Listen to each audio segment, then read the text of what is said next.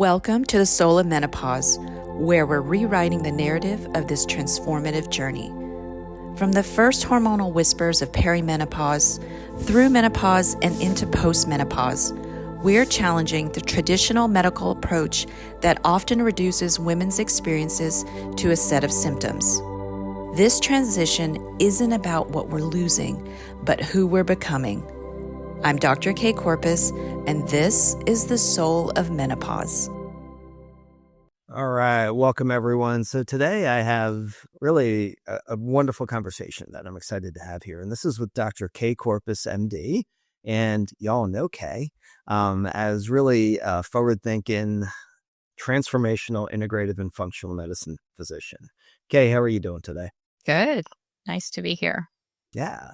So I'm excited because we're going to be actually talking about your new book, The Soul of Menopause. And we're going to be kind of delving into this and why I feel, and we've already seen it with other people, they really do find it a transformational work. So you run a functional and integrated medicine practice, but at what point in your practice, or I don't know, like patient moments that you experienced, were you convinced that menopause in itself is not just physiology, right? It's not just hormonal changes, but it's actually a soul level passage? Mainly from my own experience. So I had been throughout my career, my favorite thing to do was actually women's health and treating women who were in perimenopause and menopause, hormone replacement, that kind of thing. But it was a very physical way of practicing because I wasn't going through it at the time, or really hadn't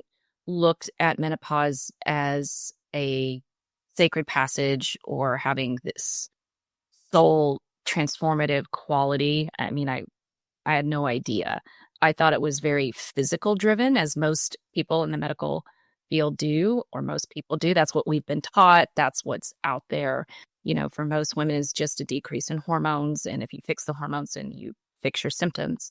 Until I went through it or started going through perimenopause. And it was kind of funny because, I've been doing this work for like a decade. And when my period started, and my period was pretty regular. And when I skipped a couple periods, I was like, it didn't really dawn on me that I was in perimenopause until it had been like a few months I didn't have my period. And I thought to myself, oh my gosh, am I in menopause? And it really hit me like a ton of bricks, because although I was treating my patients for this, I wasn't really ready for it. And so there became the switch in me of like personalizing this experience, that it wasn't something just like a clinical, medicalized, pathologized situation that women go through.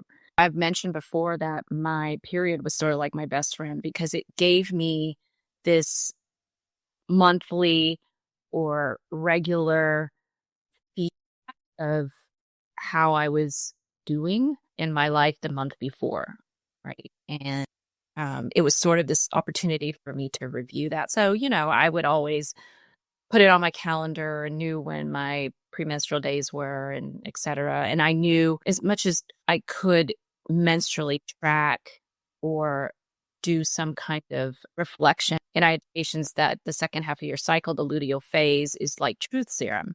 So whatever shows up during that phase, which is, weeks 3 and 4, the couple weeks before your bleed, is the time when our progesterone rises or estrogen dips, should be. But also this becomes a very introspective time for women, and things that start to show up, whether that's irritation or rage or whatever, start to show up. And, I would teach and do this for myself, like, what is it that I need to pay attention to? What is it that I need to pay attention to during this time?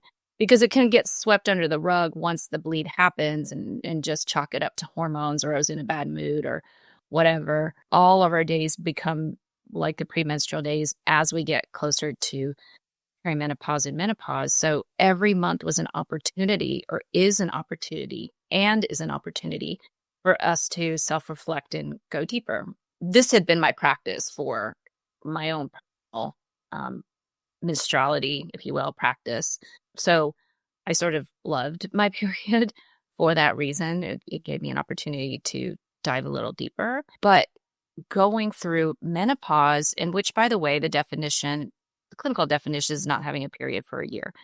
So when I started going through perimenopause and skipping periods, it dawned on me that I wouldn't have that feedback anymore. I wouldn't have the opportunity to self-reflect or have my friend there to kind of make me slow me down and self-reflect.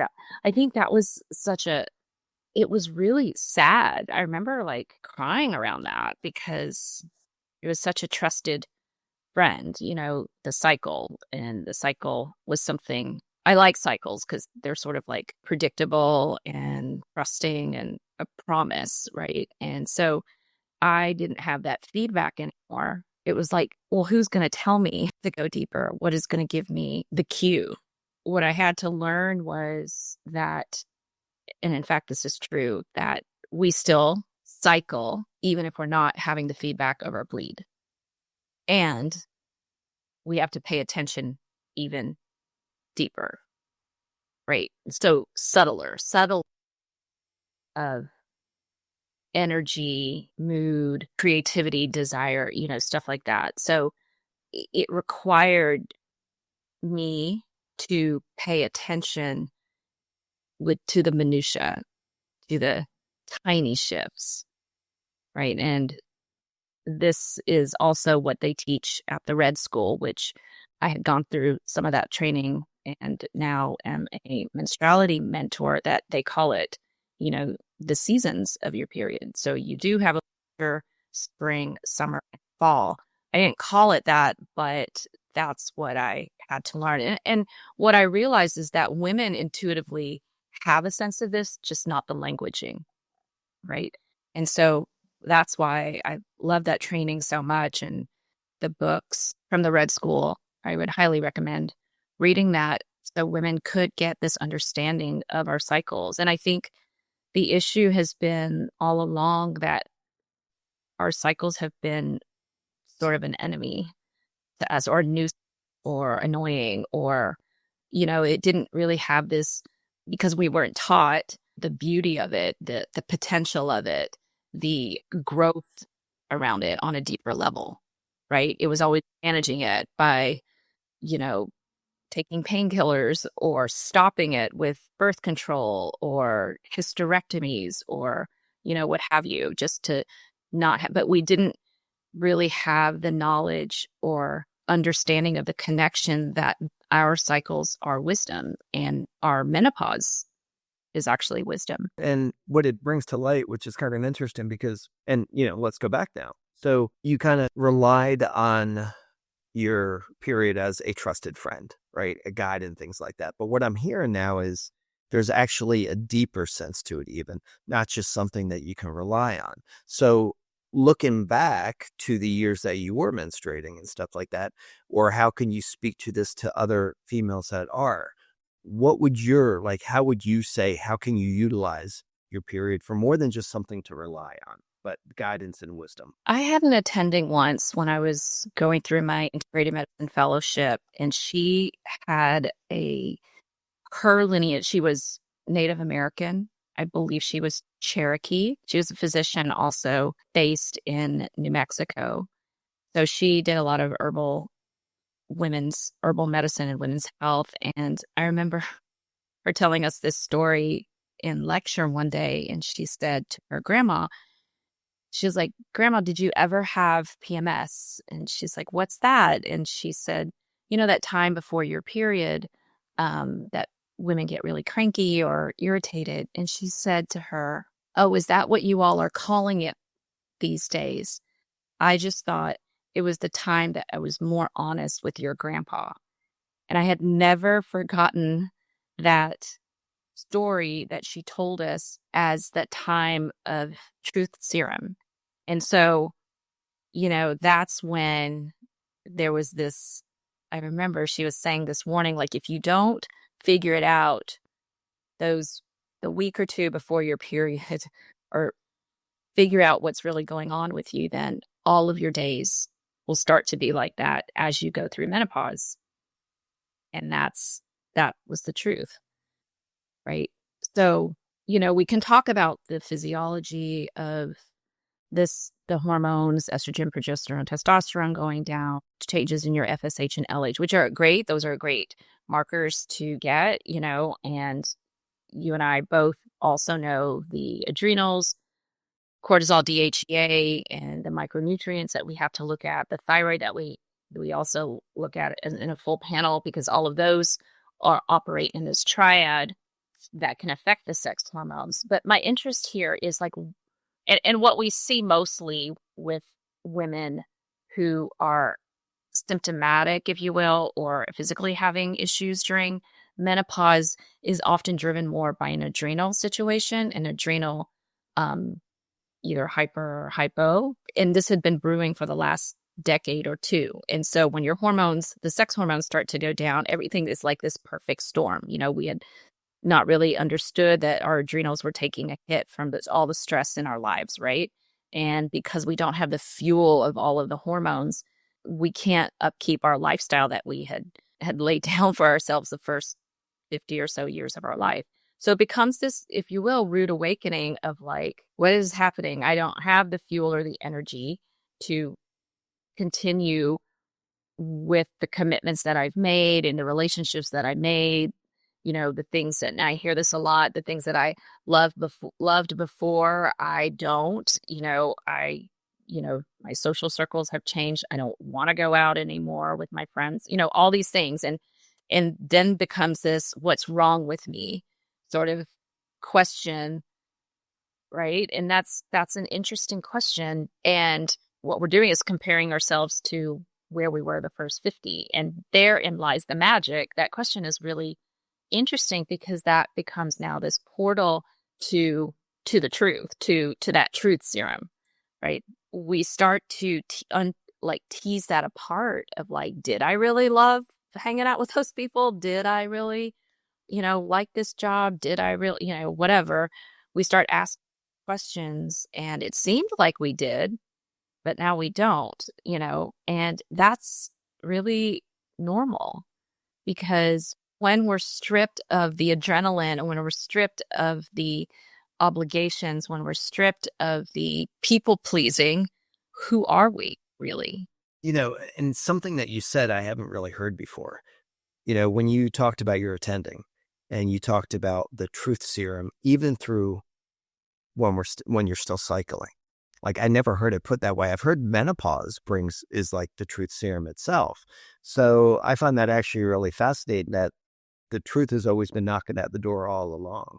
Yeah. Yeah. So how we do our cycles, our menstrual cycles, is how we do our menopause. So it shouldn't be shocking that every day then becomes, PMS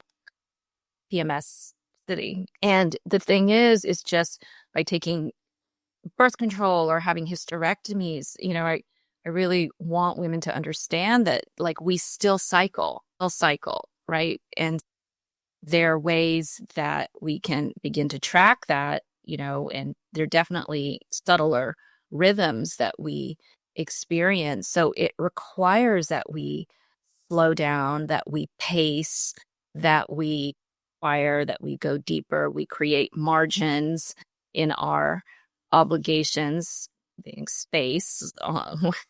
We can't be rushed. I mean, your body will definitely rebel around this time to force you to slow down. You go into the season of winter, which menopause is, and many of us don't like that. We don't like the cold. We don't like the dark. We don't like the lonely, the less light, the shorter days. The cocooning, if you will. And it's just a necessary, my argument, if you will, or my stance around this, that it is a necessary transition that we all will go through. And I'm go through this too, right? Everybody has that time where there's this dissolving of your life as you knew it, this kind of like reorganization of our physicality, our relationships, our careers, our what have you. And it feels like a shakeup. It feels unsteady. It feels like there's no safety net, you know, and that's purposeful, right? Because eventually we will come out of the cocoon that one day. And the book is really about, giving women the safety of like, it's okay, this is supposed to happen. Like I kind of always say, like, when you're on an airplane and the pilot, he'll either say something, he or she will either say something or not. And, it's really nice when they say, okay, we're going to hit turbulence for 10 minutes. I'll keep the seatbelt sign on. Then we'll hit like smoother air and then you can walk around the cabin. Okay, fine. I can do anything for 10 minutes. Just tell me, versus saying nothing and there's a bunch of turbulence and this is going to last for an hour, a minute, what's happening, you don't know. So having a direction, having hey, you're going to be okay. There's going to be some bumps along the way. It's fine. You'll be fine. You're safe. You're good. Just relax.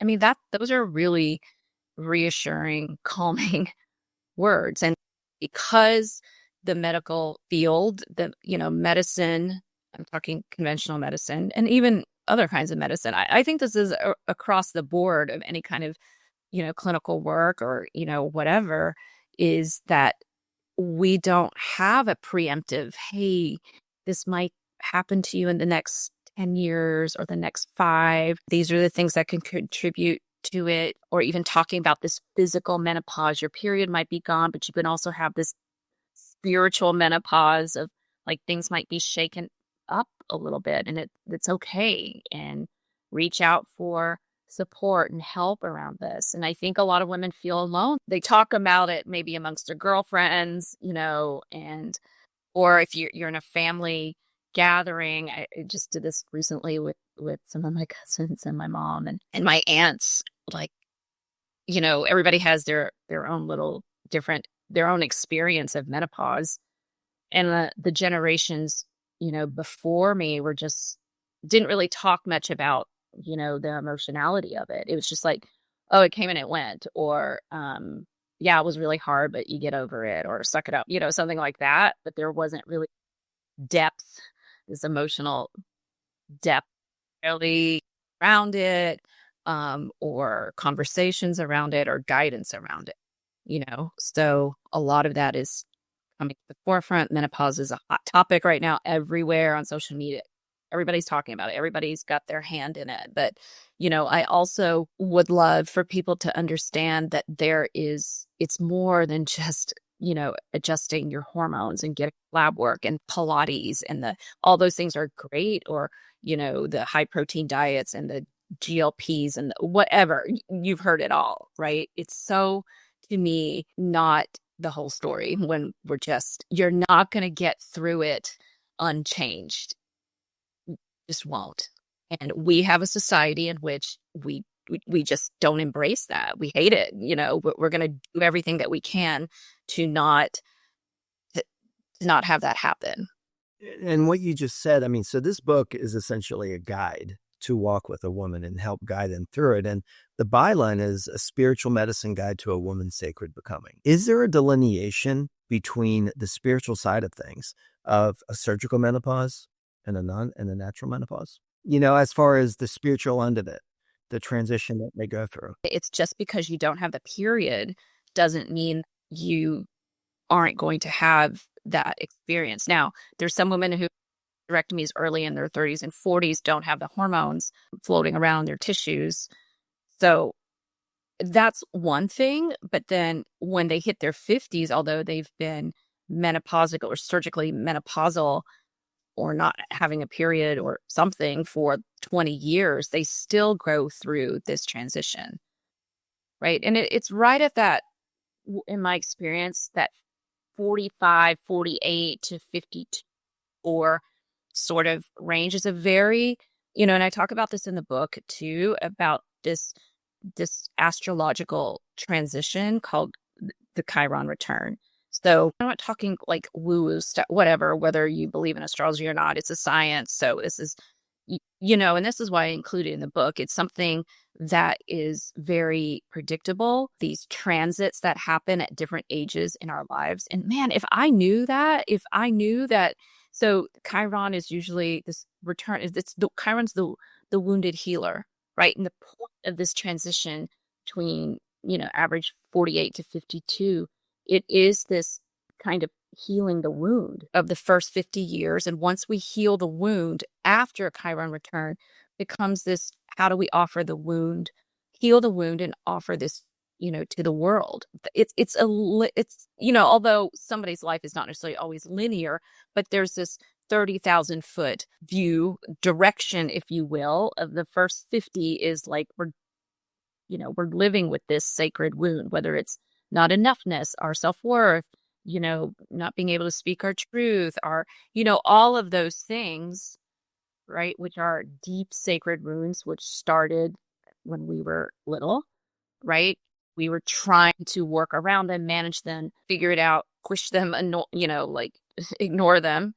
And it's middle age point in our lives where it's time to look at that. And what we mean by spiritual is just like a young woman having her period. It's like menarche. It's a rite of passage, if you will. When we don't talk about rites of passage, we just assume that we're just going to zoom through life with no ups and downs, no transitions. We'll be the same when we're 20, 50, and 70. It's just, that kind of way of looking at lives and not having our elders anymore sit and talk to us about what that transition is like and how sacred that could be. And, that the point of this transition is actually for women, I'm talking about menopause, that transition, the purpose of menopause is to actually come to our authenticity, right? And so that period where we feel unstable, when it feels chaotic, when it feels like a hot mess in the cocoon, lost, confused, that's inevitable. That's going to happen. And my point writing the book is that to understand that it's inevitable, let's talk about it. You're not alone. And there are ways to kind of ease maybe even the physical symptoms around that, but it's not going to change the fact that you have to go through the passage, right? And I have had patients wonderfully say, and this is true, I could do anything. I've done everything in my life. Just tell me, like, I'm not dying. Tell me I'm not, like, something is crazy wrong or physically, right? And so I have a lot of women who come to me and just help me make sure that everything is okay and I can do what's required of me through that. And I believe women, that's so true. We've gone through, hell and back, a lot of us, and we've come through it. So this is yet another passage that we can go through, but to not have the energy through it or not sleep or having hot flashes and all of that. Yeah, that's tough. And those are the things that functional integrative medicine could help with. But there's also that other piece of trying to get to authenticity, get to truth, get whatever that is, getting to know yourself without all the pulls and demands from the world. So one thing that you said there, and when I hear it, you're coming to your own authenticity. To me, even though it's going through it and it's a challenge, ultimately that would appear to be a gift. And it's, something that someone transitions to, which brings me back. You used the term earlier, how our medical system pathologizes it. Now, can you actually speak to, because you've been classically trained in conventional medicine, but you've also been trained in integrative and functional medicine. If we're talking about the pathology of it, do any one of those address the non-pathological attitude, this transition, this getting to authenticity? And has that been part of the process you've gotten to? Traditionally, not really, and I feel that that's why practice is a little bit different. And so where I learned that was, so I have, and I still have them, my board of directors, if you will, my council of women who are probably a little bit older than me, who helped guide me through that. So my energy healer, Diana, she's probably about almost 20 years older than me, right? She's great. It's wonderful to have a woman or healers who, I remember her saying, they all have this kind of like, oh, honey, I know it's hard, but you'll be fine. Time you don't believe it. It's like, this sucks, but to have somebody there sort of hold your hand and just say, you're gonna be okay. It's like the pilot situation, and to trust that person that they've been through it. They're amazing. They're successful. They're settled and grounded. They're wise. It's, we don't really have that to our society or of these, again, the elder advice, or, we sort of,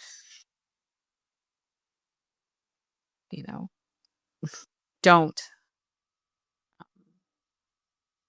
value that kind of wisdom that would be amazing.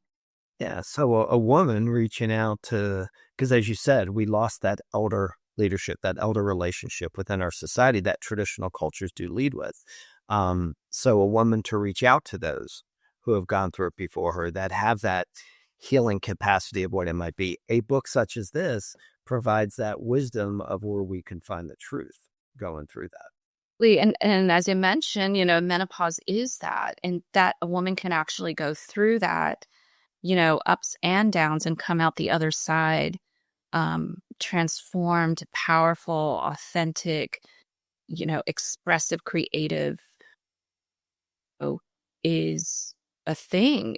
We're being reborn and like birthed again, and birth isn't always like the easiest process or painless. Looking at how other cultures even approach menopause is also really interesting. There's a Japanese word called konenki, which means second spring, and it's so beautiful. And they have very low, I believe I've read, like, symptoms of menopause. I mean, it's just the way that it's conceptualized in their cultures, and even indigenous cultures. That was also very much, menopause was revered, and menopausal women, both menopausal women are the leaders, of their communities. And I don't know why it's still a very tough mountain to have to keep proving, our worth and our value, in this day and age. I mean, yeah, it's getting better, but I still think we have a long way to go. And I think part of that is that women need to understand their value. I think that's where it has to stem from for the world to be able to value us, So we can't always wait for that external to tell us we're worthy. I mean, that's something that comes from within, and that we have to find out for ourselves, express that, and then the world responds to that, right? So that's a lot of the work. So you just spoke to, like, in a traditional culture, how they're revered for their wisdom. Speak about intuition, because I think the intuitive sense that women can tap into actually holds a lot of leadership or guidance for the family unit, for the tribe, or whatever it might be. Well, I mean, again, so going back to, our cycles, right? We are very intuitive, and somewhere along the way, because our intuition we don't value our intuition, therefore the world doesn't value our intuition, that gets, suppressed and squished, right? And energetically, that sort of makes sense, because if you think about, energy has to rise, right? It comes from our uterus, rises up to our heart space, up to our, our mind, our third eye, our wisdom. And if we're always that down, the energy's got to go somewhere. That, energy healers say that's where hot flashes actually come from. It's just this, unexpressed creativity, unexpressed inability to allow the energy to rise up to our third eye, our sixth chakra. That is the, whole point of the crone of the wise woman. When we start to trust, and when do we say that? Oh, I knew that. I knew that. I knew that. It's like, yeah, we knew it, but we didn't act on it. Or yeah, I did or did follow it. So I think more and more it's just learning how to trust what comes up, and trust is built. Trust isn't, you don't wake up one day and have it. That it's just practicing, like following intuition, even if the world around you or your spreadsheets or whatever don't align with it. My rule of thumb is that the body never lies, but your brain will all the time. So it is learning how to trust body signals and going with that, because to me, the body never lies. Your brain will. It's being courageous enough of honoring that, holding that space for people. And I love to do it for women, is that trust that. See what happens when you trust it. So, what's very interesting here is, I think our practice is quite unique in a way that, we have the functional medicine component to it, but then we actually go beyond functional medicine. Now, part of functional medicine, I think what we like to address with our clients and patients is to get them to feel better and to get them to feel safe so they can kind of take these journeys unto themselves. So if I was to step back into the clinical aspect of it, what labs speaking? Because, like labs don't lie, but once again, they don't tell the whole story. So that's the next part of it. But what labs do you find significant to test that often aren't being tested through conventional medicine? Blood, from a blood serum perspective, I think a full thyroid panel, which is the TSH, free T3, free T4, and thyroid antibodies, as well as those micronutrients like your ferritin levels, vitamin D, B12, cardiometabolic conditions start to rise postmenopausally or perimenopausally that, and we can predict cardiovascular event risk just with looking at an fasting insulin level and hemoglobin A1C. And we draw something called the fractionated lipid profile. So you have your regular lipid profile, which will give you the total cholesterol, LDL, HDL, VLDL, right? And usually the interpretation based on the H's and the L's, and that's another thing. How we interpret our labs is that we look for optimized, not just like, is it below something or above something, a certain level. But a fractionated lipid profile will look at the LDL particle size a little bit closer, because that's what we're looking for to predict one of the markers for a cardiovascular event, because our LDL, our bad cholesterol, there's good bad cholesterol and bad cholesterol. So we want to know if that particle size is small, it could be sticky. And we also check what we call a HSCRP, which stands for high sensitivity CRP, which is specific for the heart. Now, if that shows the CRP is an inflammatory marker, if there's an inflamed vessel, there's inflammation in the heart with that small LDL, I mean, that if you think about it, it's a sticky substance on an inflamed vessel there you go with cardiovascular risk, right? Insulin in itself can predate that hemoglobin A1C and diabetes way before. So to me, these are preventative sort of markers that we can look at. And here's the cool thing about it. For me, getting a panel like this on a woman, it can also help settle her brain. Like, we don't have to focus on everything. We can see her tendencies. Is it more toward like a thyroid imbalance? Is it more toward a cardiometabolic imbalance, or is more toward an adrenal imbalance or a gut imbalance? I mean, it could be all of them, but there's likely a root to all of that. So we can focus our treatment a little bit more specifically versus like throwing everything at it, throwing all parts and just hoping that it hits the bullseye. That's a very chaotic way of practicing. It's inefficient, and so the other things that we look at are definitely a hormone panel, either by urine or by saliva. So we're looking at cortisol, DHEA, and estrogen, all three estrogens, progesterone, testosterone. Some people say, oh, can I just get that by blood? No. I mean, that's not the best way to look at it. And cortisol levels are best looked at over a 4-point. So looking at the curve of that is actually really important. Putting all of it together, and we also run GI tests and gut tests. We can tell us about inflammation, leaky gut, how you're digesting your macros, or infections. That's also really, significant. So looking at everything, we can put the narrative together and see where, oh, this drove this might be going on here. Let's focus on this. And then the downstream things, symptoms, signs and symptoms could actually be healed when we start to go for the root cause, right? And honestly, what we see the most as the root are the adrenals, right? And that's very often missed in practice, even in functional and integrative practice. I do not know why. A lot of focus just on the sex hormones, estrogen and progesterone and testosterone, and not the adrenals. And to me, if you understand that all of those, including the thyroid, all operate together, they communicate together, they have to, one could push the other or the other two, you know?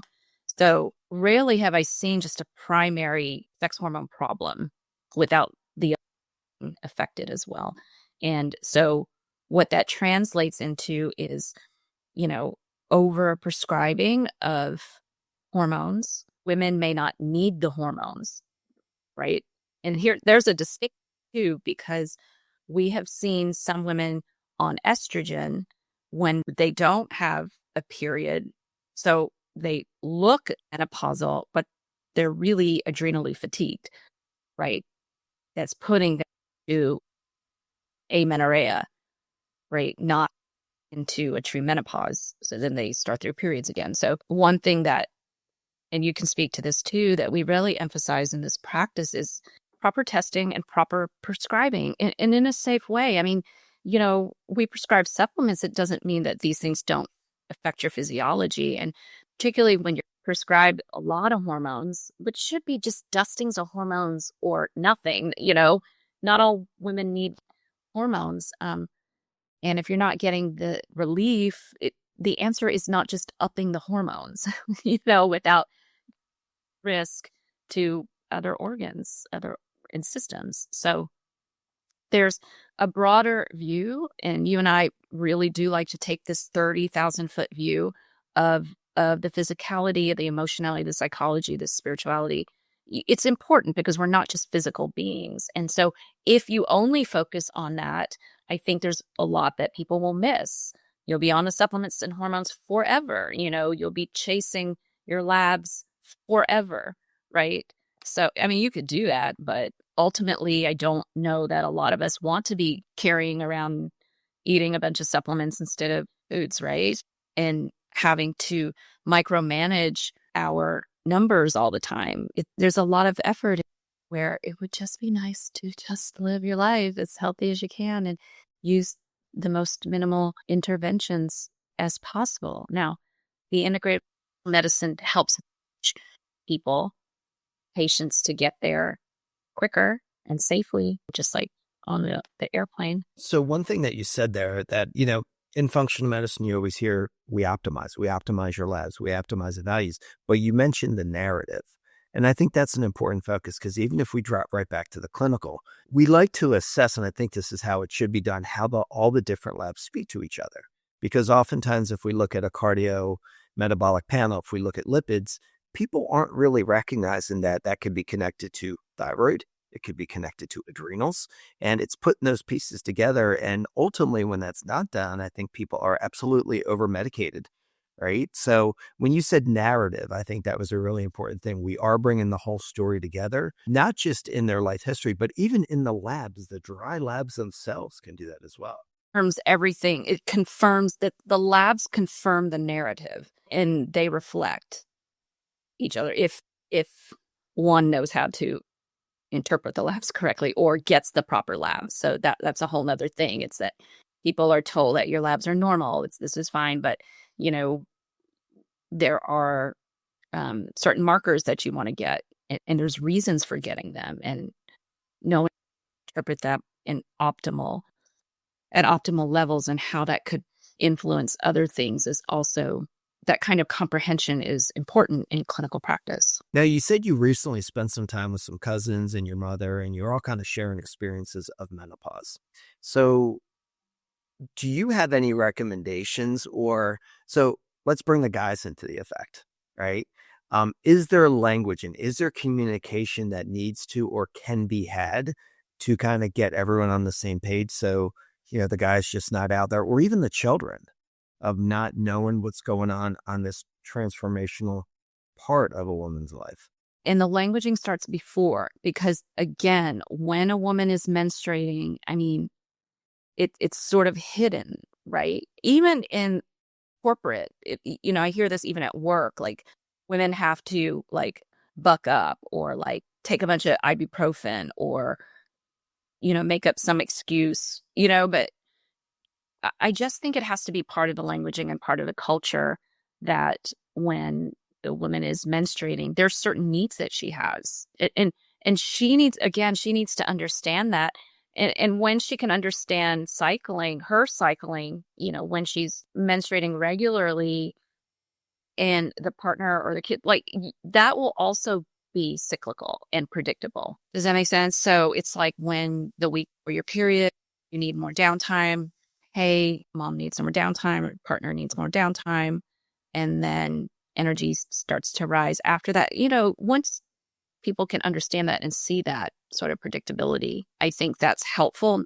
And when women aren't predictable in their periods, there's other ways of tracking what season she is. And once you know what season you are, then you can add, for what you need. Because if you're in winter, I mean, it's like you're tired, you're hunkering down, it's not the time to necessarily eat like cold salads and run marathons. It's just not. You're bundled up in bed, as much as possible. If you can control your schedule, don't overschedule during that time. And there's certain times around the cycle that you can capitalize on your energy, which is spring and fall. There's times in the cycle like summertime, the summer part of your cycle where there's self-celebration, there's more play, and having more fun. Some seasons could be more prolonged, like you could be more in a winter season or more in the fall season, which, your self-care is going to have to be exponential and asking for what you need. You know what I mean? I think really it is about the communication, isn't it? I mean, it's like, and this is what's happening. This is the support I need. Can you give me this? That brings up, okay, let's talk about a woman's communication to self. So if you're sitting across from a patient and you're telling them, your body's telling you need to calm down, you need to relax, you need to slow down, you need to, this is the season, the winter season. Is there a general response? Like, do women take that, or is it like, no, I can't do that? Or is it like, oh my God, you just gave me permission? Like, what do you experience with that? Yeah. So my mentors over at the Red School would say, you have to be good at the art of doing nothing. I'm like, what do you mean? And I do that. Giving us permission to do the bare minimum. We're not supposed to everything. The bare minimum. It's like those commitments. For me, it was more of the, okay, I'm not going to be fully available all of these days. I'll be available here. I cut my schedule back, did more rest, more like self-care, prioritize that over running around and do people please and make more and more promises, or maybe delayed some projects off. When there is time, watch how you're feeling. When there's time and space, watch how you're feeling it. Are you feeling it with other things? Taking the time to hear your own thought. For women to kind of look at your process, it's like when somebody asks for something, do you obligate without saying, let me get back to you? Or do you know what I mean? That's part of being compassionate, giving. But I think there comes a line where it's like we overdo it, we overgive, and you can feel it in your body. You want to do it, and that's energizing for you, then do it. But there comes a time where when we say yes, and you can tell it in your body that your energy drops, or like, oh, I believe I said that, right? I promised myself I didn't. You know what I mean? So that kind of have to tease apart, figure out. I ask women, like, where can we do less? Where can we not obligate? Even if it's for a time, like through the summer or through the winter, or let me pick this on. I've had some women come in where they want to sleep later because they're not sleeping well through the night. And they have to get up early for work, right? Then they wake up at 4 a.m. to get their workout, but they're super exhausted and they need more sleep, and sometimes it's just like, hey, can we move your work hours to later? Let's shift it. If you feel like you're more productive later on the day, can we talk to your boss and see if we show up later to work and get those extra sleep. Do you know what I mean? I mean, your body's telling. That's part of using, our voice, our asks of like, hey, this is going on with me. Can I shift things around a bit so that it's serving me? And when it serves me, I can get rest. I can be more present. Bringing the communication even to the professional side of things, to the work life and stuff like that. How can that be optimized for? So we sort of get stuck. Well, I've done this for 50 years. I've got 2 more years until retirement. So I'm just going to take a bunch of supplements and whatever until then and figure it out. No, like, what is it that now to start to negotiate and switch things around, and that would help take the pressure off. And when the pressure is off or lessen, the nervous system is less reactive. When the nervous system is less reactive, the adrenals are less reactive. And then when those are the rest of the body. So it is, there is not, to me, so much of a hard line, like spirituality over here, emotionality and psychology, physicality. It all is together. And there has to be more practice and conversation around how they all integrate together. That's the whole point of integrative. And so we can work on things acutely in the physical body and work on the depth of which may sometimes take a little bit longer or need more space and time, or need some safe containers around. But just for people to understand the dimensionality of who we are as beings, right? And so if we're only approaching it from a physical perspective. That's great. I mean, I think that's ultimately the message when it all comes together. Where can someone get their copy of The Soul of Menopause and kind of get support along this journey? Yeah, so the book is available on Amazon. We'll put a link in the show notes. Yeah. And on socials, I believe we have a couple of posts that we're doing giveaways for signed books. So you can look at those. Love to hear what people think about the book, perspectives, so. And if someone wanted to reach out, whether it's to connect with you, to work with you, just to see what you're doing, where do they find you? Yeah, so we're on social media, Instagram, Facebook, LinkedIn. You can go to our website, corpusmd.com, call the office, all the ways, and we can link that up in the show notes. Watch our podcasts here. Yeah, I would just love to hear more perspectives on women's experience. Love it. Any last words? This has been a great conversation. I think we touched upon a lot of areas. So critical to hit upon. Well, yeah, I just, and you sort of were going there, but talking about, partnerships in menopause too, and just having partner, whether it be your life partner, your business partner, or any partners in your life, is really understanding this perspective and understanding that this,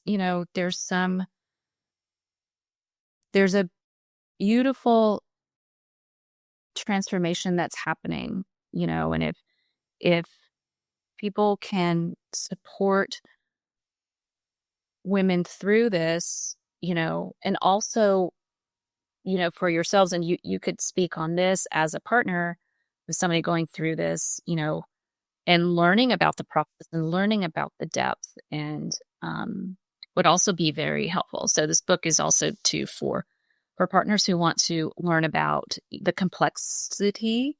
It's not complicated, it's just complex, which women are proud of that, right? So that would just, again, understanding, talking about it, having the conversation, normalizing this process, I think is key.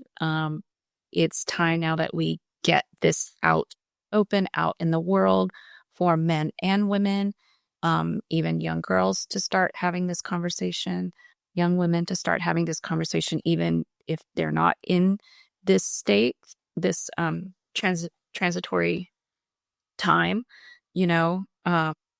so yeah.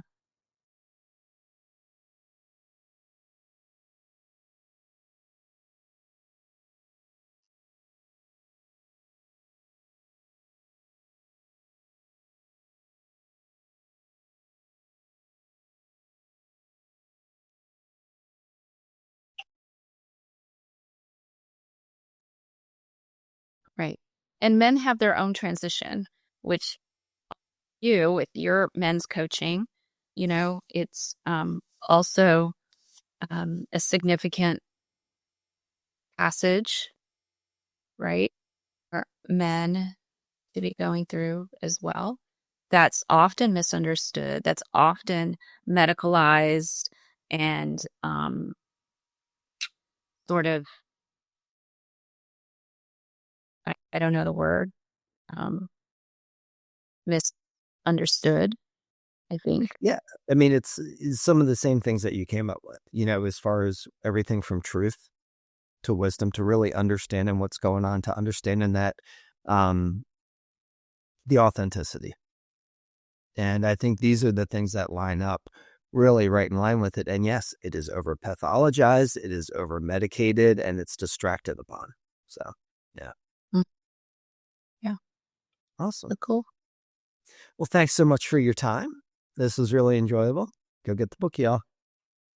Today's conversation is just one thread in the larger tapestry of our shared experience. Help us spread the word. If this episode resonated with you, share it with a friend, rate us on your favorite podcast platform, or tag us on social media. We're at Corpus MD, and we want to build a community that transforms how we understand this incredible life stage. Find more resources and connect with us at kcorpusmd.com. Trust your body, embrace your wisdom. I'm Dr. K, and this is the Soul of Medicine podcast.